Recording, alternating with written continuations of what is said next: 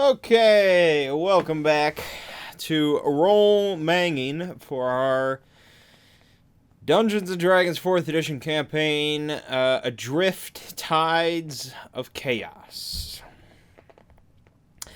So, allergies are hitting me pretty hard tonight, which I think affected my gameplay a little bit, and I'd like to say that I'm just going to tell you what happened during the session and make this video nice, neat, and quick, but I think we all know I'm going to be sitting here for like 45 minutes, so. But the nice thing, I guess, with just doing audio is I can kind of just lean back and close my eyes and just keep talking to myself, so. Okay. So, the first issue was that we only had 2 players again for the session. And I know that Ziggy had said we were never going to do 2 players again for a session, but Charlie Chalk, he made an implication that he was going to be, he was going to try to get here on time, but he might be a little late. That was his implication, but he never showed up again. He never showed up, so. We started thinking that he was going to show up at some point, but it was just the 2 of us the whole time, so. So yeah, it was just me and Ren, and when we had last left off, we had just basically burned down most of the tribal village, and we had escaped with a bunch of prisoners. And so we started heading back towards the sisters' cave system, whatever. And there were some complaints along the way. There was some grumbling, some moaning, but we trekked on. We made our way there. And we found the sentinel, the golem or whatever. It was already sitting in the pool of acid, like waiting to help us across. But I thought the acid like actually did dissolve it a little bit, so I'm surprised it was just sitting in there.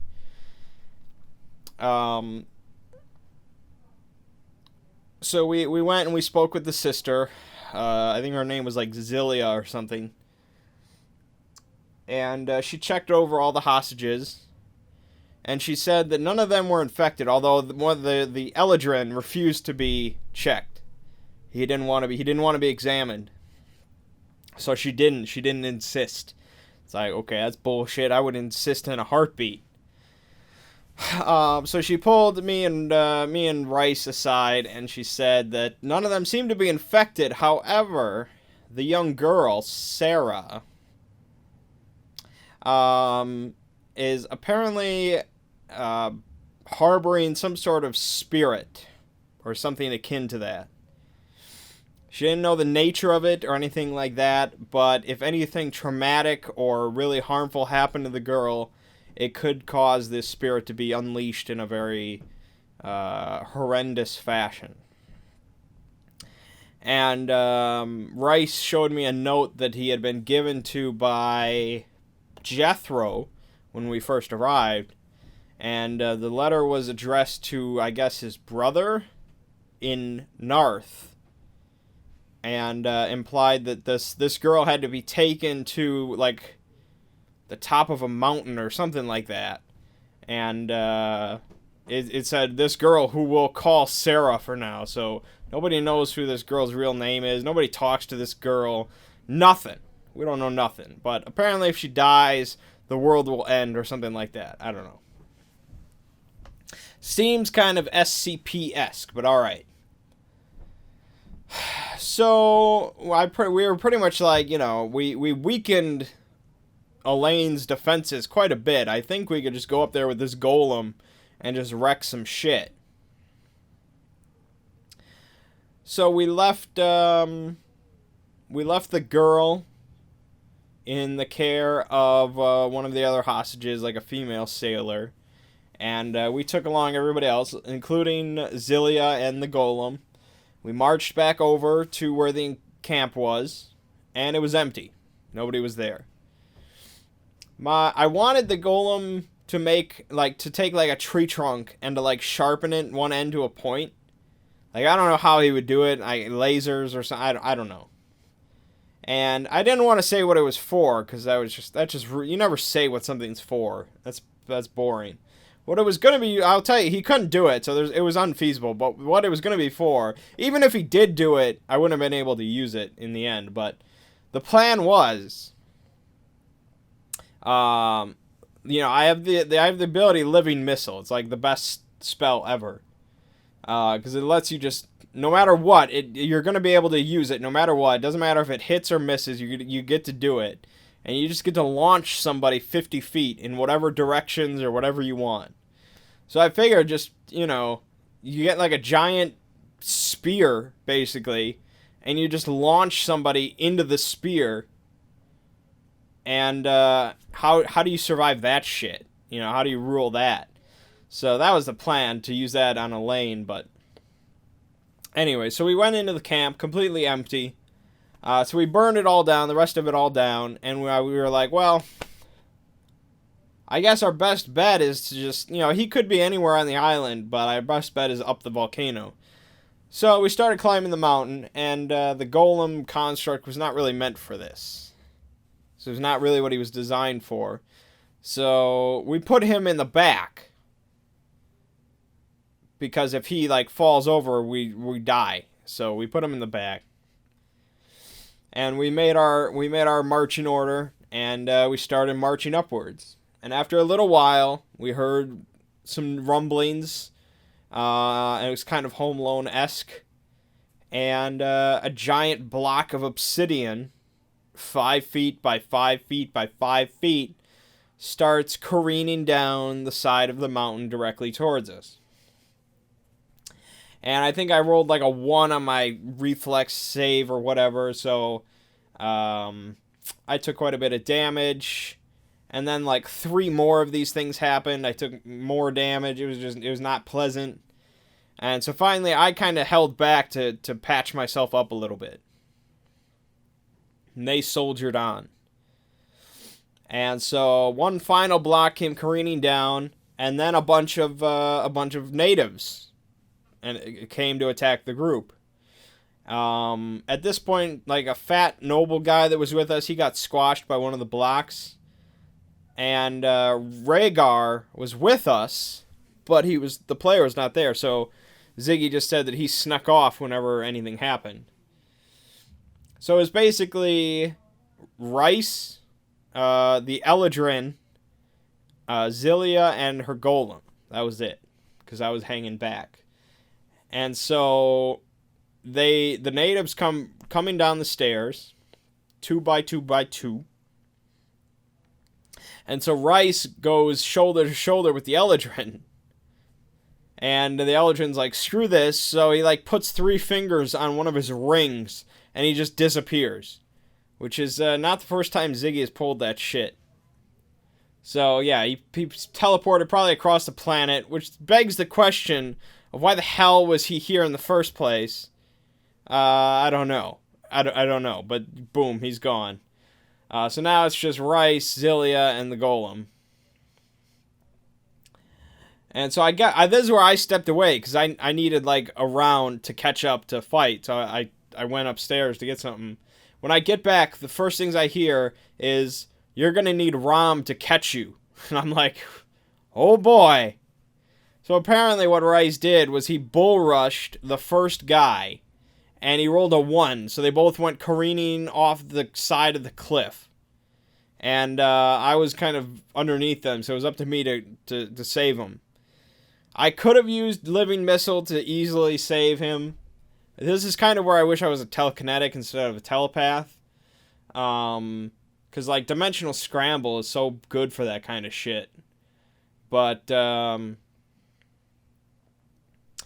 I'm like, well, I don't have many options, so I'm just going to hold my arms out.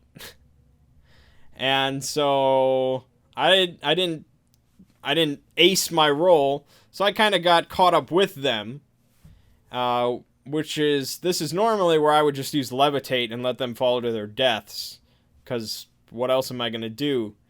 But the golem reached out I don't know how he did it, he must have had like a Michael Jordan Space Jam arm or something. I don't know, but he reached out and grabbed us. And so we're all kind of hanging there together, including this native. And I was about to mind thrust the native just to kill him off, but Rice is like, I'm going to bash his face in. So he does like a melee attack. He rolls another 1. So that's 2 1s in a row. And basically, like, he completely misses. The native pulls out a dagger and like lops off Rice's left hand. Just plop. So I use telekinetic grasp to like grab his hand in the air as it's about to fall. So I save his hand, which is good. I thought that was good. And we're set down. I think we kill the native, although I don't remember how. And we start climbing back up, and we don't see anybody up there. I think we see like the edge of like an arcane explosion or something like that, and we see native bodies flying off the cliff. But when we get up there, there's nothing up there. And all we see is like a little ring on the ground. And I examine it, and apparently this ring is the key for the ship inside the volcano.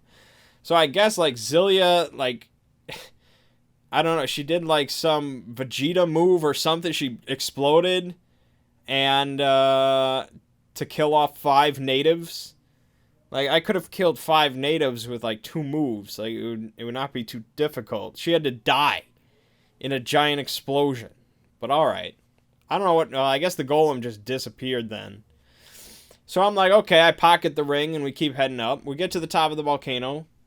There's, like, a bunch of bodies by the altar, and there's, like, a red mist hanging in the air. So we're like, okay, let's avoid that. So we start going down into the volcano, and we see kind of a rope ladder going down to the ship. And I'm like, yeah, that'd be a hell of a trap. So I just use levitate to float down, and I leave Rice to take the trap. So he climbs down. I get there first, and I land on like a nearby cube. And Elaine is inside this glass cage on the deck of the ship. And so, you know, he kind of like he starts talking. He wants to work with me. We can get off this island together. Blah blah blah. And I'm just like, only one of us is leaving alive. So combat starts. I go first. Rice is not there yet. I use living missile on the guy.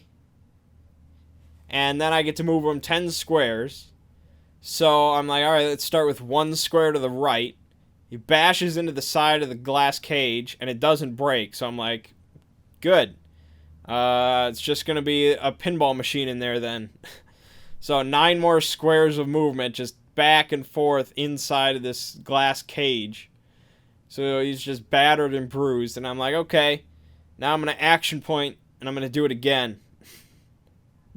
Because you can use the minor ability. Actually, I don't know. If I had a move, I could have done it even more. So that's good. So I did 10 more squares. And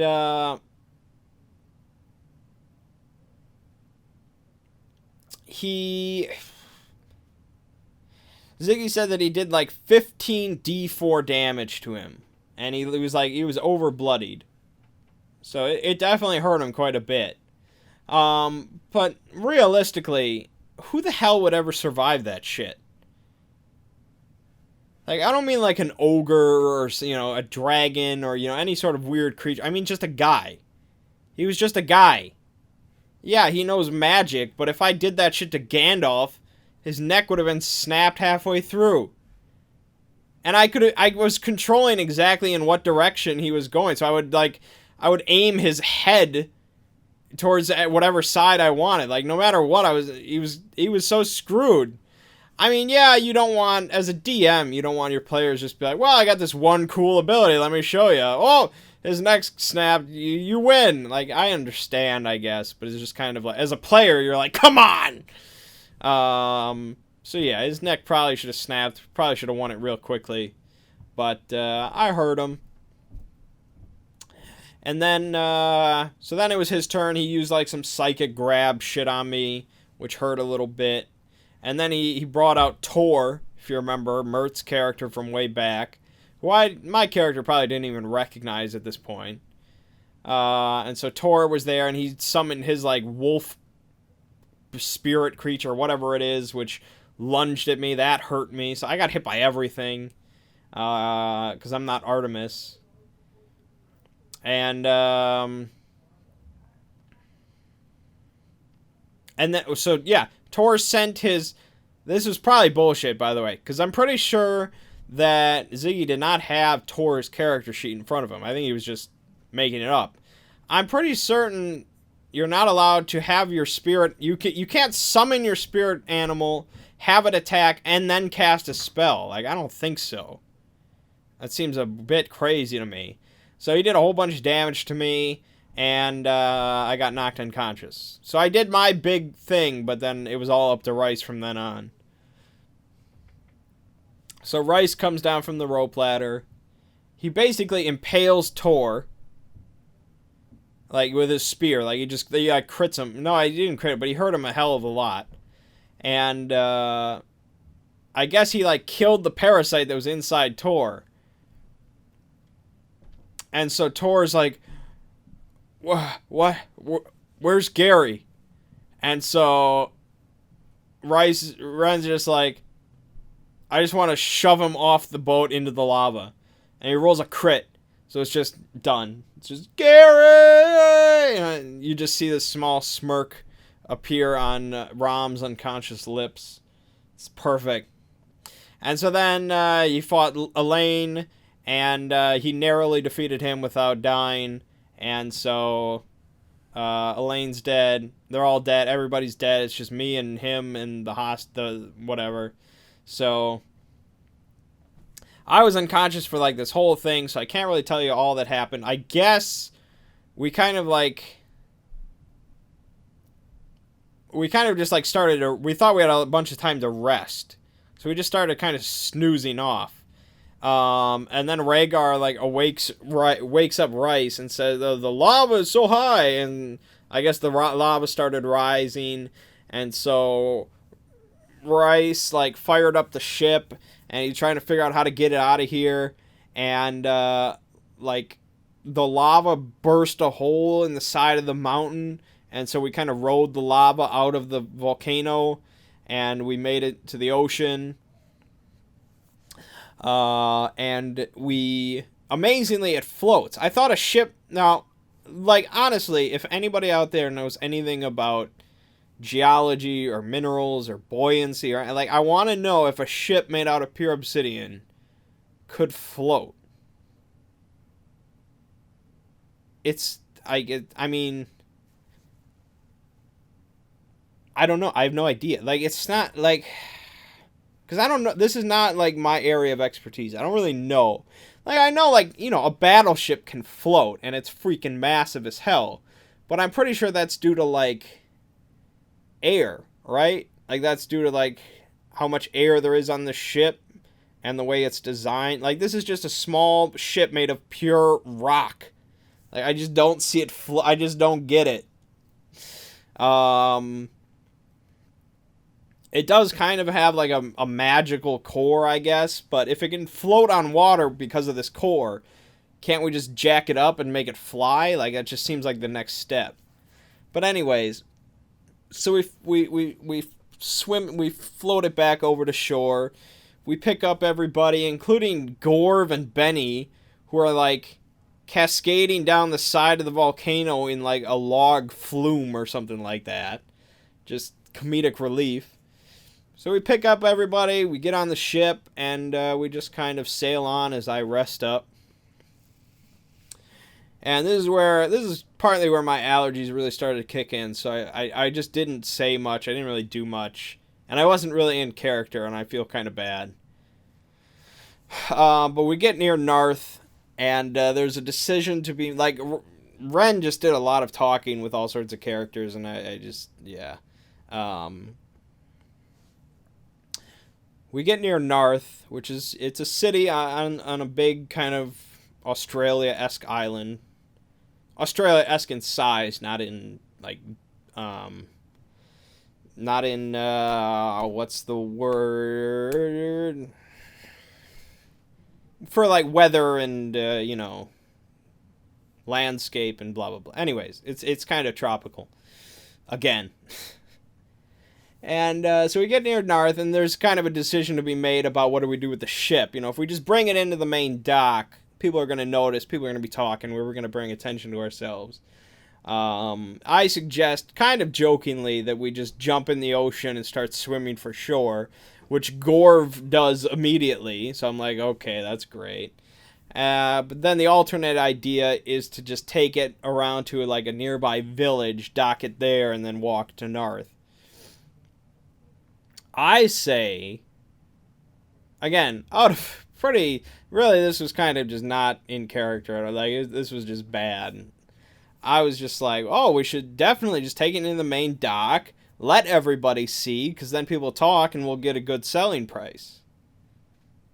Because I see no real good reason to keep the ship.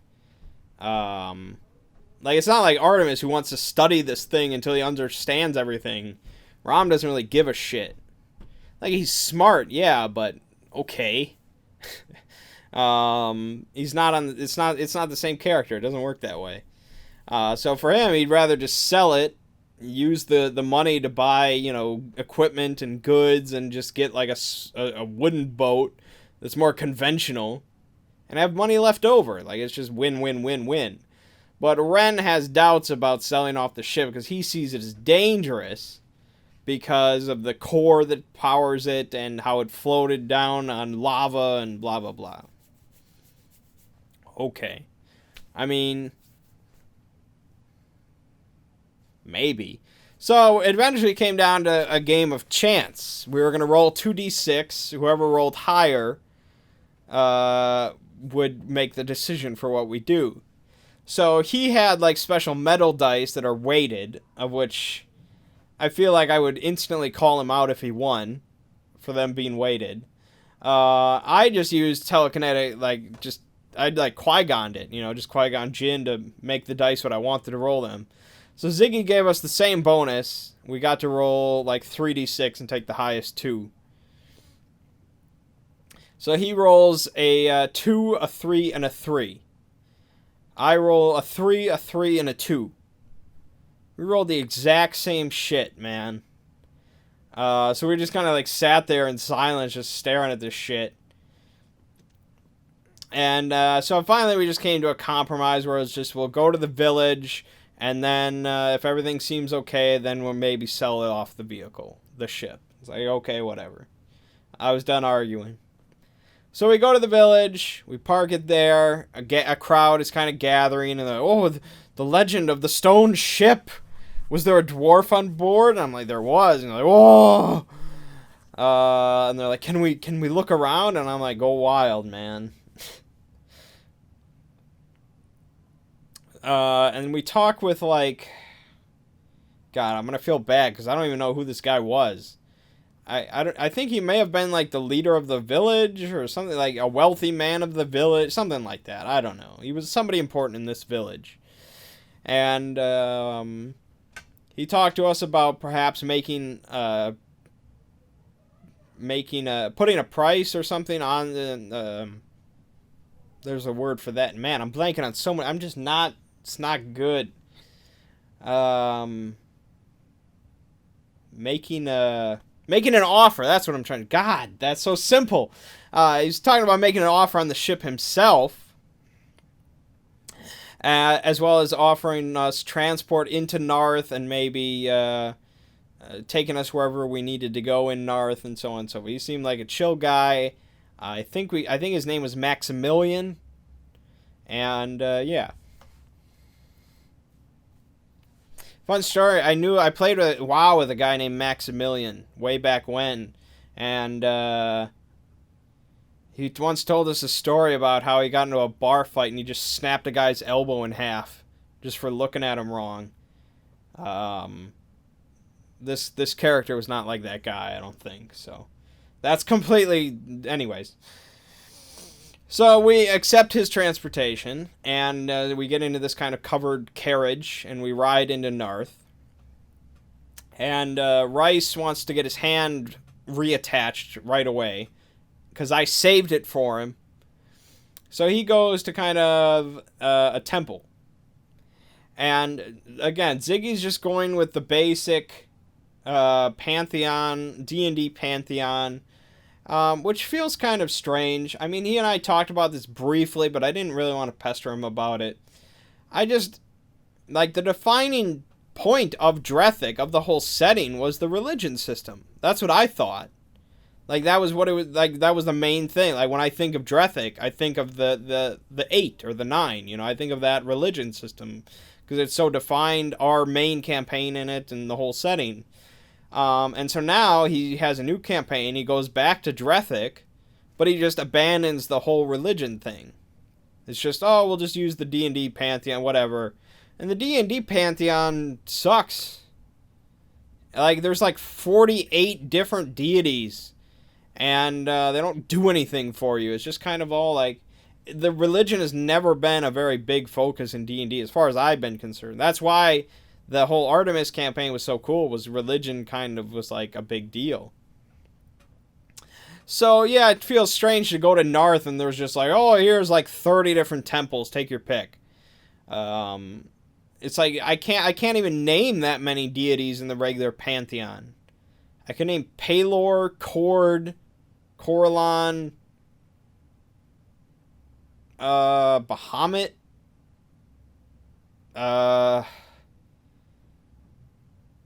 that's probably about it. Nicolas Cage, is that one? I don't know. So, yeah, kind of lame, to be honest. Because I feel like if you're gonna not... Like, he said he just didn't want to go into the religion thing again. I just feel like if you're gonna do that, why set it on Drethic, then? Like, we had a whole nother setting. We had a whole nother setting called Senethar, which he had made up a map for, and I had digitized it. I had put in all the work for Senethar, and we had a campaign in that lasted like 4 sessions. That was the one with the frog. I played Frog from Chrono Trigger, and then I switched to Frederick Zoller, and then I finally switched to Ovum. And that was right when we were trying out Fate, and I was like, oh, we should switch to Fate for this campaign. But then everything just fell apart, and so we abandoned the campaign. But we had that whole setting, Senethar. It had a whole map. It's like, why not just go back to that? That didn't have the religion system or anything like that. But anyways, I digress. So Rice goes off to a temple of Pelor to get his hand reattached, and they required an offering. So he gave them his special power stone, which was pretty valuable. And they reattached his hand, and it was all hunky-dory. Although I guess I heard something about how maybe he won't have full capabilities with all his digits and all that, maybe ever. I doubt that, but, you know. Meanwhile, I went to the closest pub, which was a upscale joint named the Easy Breezy.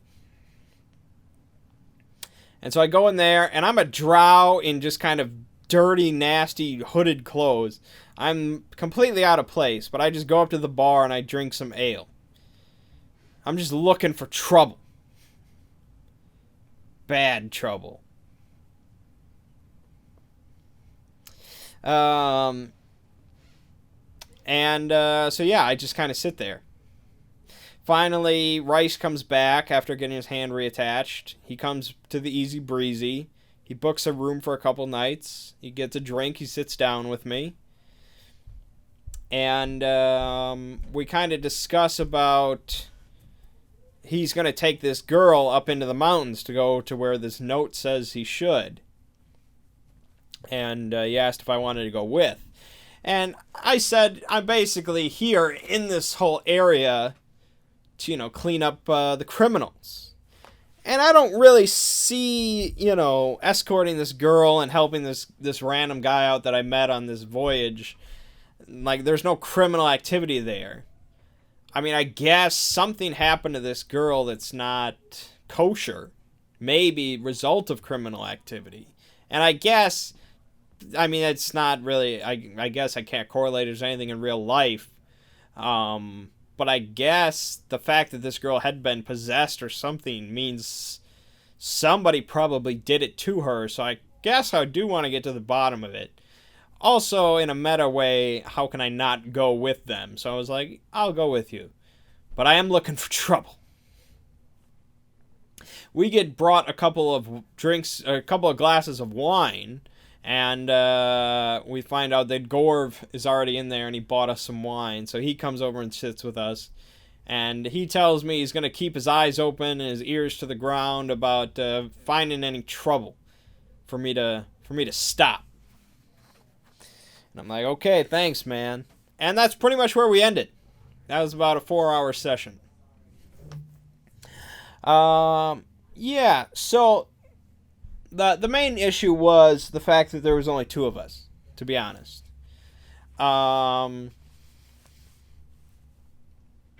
We, like, 2 people. One of the common questions, well, it's not actually that common, but I've seen it a number of times on like RPG forums and things like that, where people are like, "Oh, how does it go when you just have like one DM and one player?" And people are always like, "Well, yeah, I mean, you can absolutely do it, but it's like playing a lot of board games.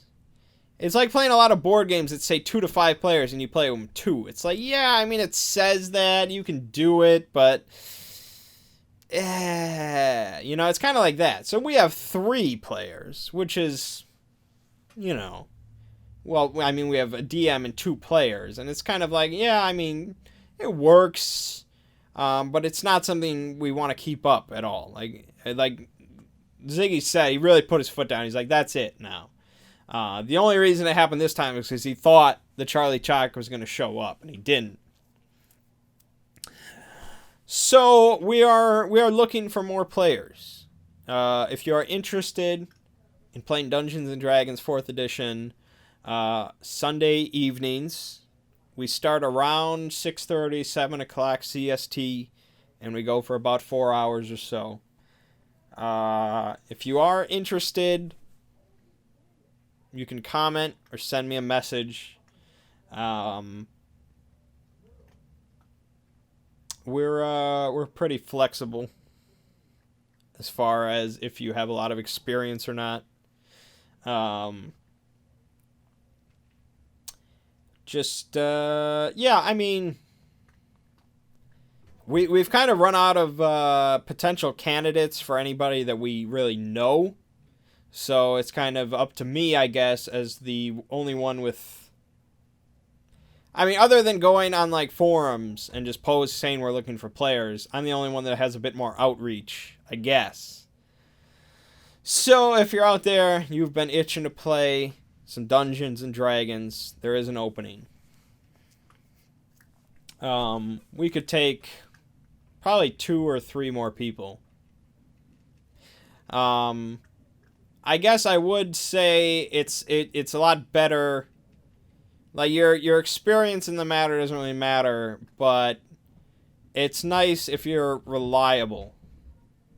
In the sense that if you're not gonna make it like once every other week or something like that, it's kind of annoying. For the record, I don't think I've ever missed a single RPG session since I've started playing RPGs. Now, that's because I'm kind of critical usually to the fact that there is a session, so I guess it's not really fair, but I thought that was interesting. So yeah, let me know if anyone is interested. The other thing that I was going to mention was the fact that, well, so I'm playing as Rom, you know, I'm playing as this Drow Scion, and he's an interesting character. I got no real complaints about him, and I'll keep playing him. Although I do find it a little rough to be so edgy all the time. Because that's really kind of his deal. Is he's kind of an edgy... It's the Punisher. And so that's why it was so easy for me to just break character tonight and just turn into be a bit more jovial. So I mean, I like Rom because he's a scion and all that, and I enjoy doing that. But I also have Locke Lamora on deck as like a changeling rogue who just has his bluff maxed out. He speaks all these languages, and he's the thief extraordinaire, which normally I'm not crazy about playing, but he's also a changeling, so that's the twist that makes it really exciting. So I guess I'll just put it out there for something else to comment on as to what people would rather hear me play, I suppose, which is kind of strange. The more problem-solving, bit edgier Rom, or the much more lighthearted, tricksy bullshit artist Locke. I wonder. I think Ziggy would definitely choose Rom over any changeling ever, but it does tend to spice things up a little bit. With Rom, I tend to just kind of go with the flow. I'm gonna stop trouble from happening. I'm the good guy, consummate good guy, solving problems, so on and so forth. Whereas with Locke, anything could happen, really. It's Frederick Zeller-esque, I'll admit, but Locke would focus a bit more on thievery than Frederick ever did. I'm sure Rom will not last forever either way, so Locke will come in at some point, but I'm just curious on what people think as listeners. Because I feel like as listeners, you kind of do have some interest in what kind of character I'm playing, because it tends to lead to very different scenarios and stories. So it definitely impacts role-manging quite a bit. There's also there's other characters. There's like Dreadlord Phil, who I've yet to bust out. That might happen at some point. Yeah.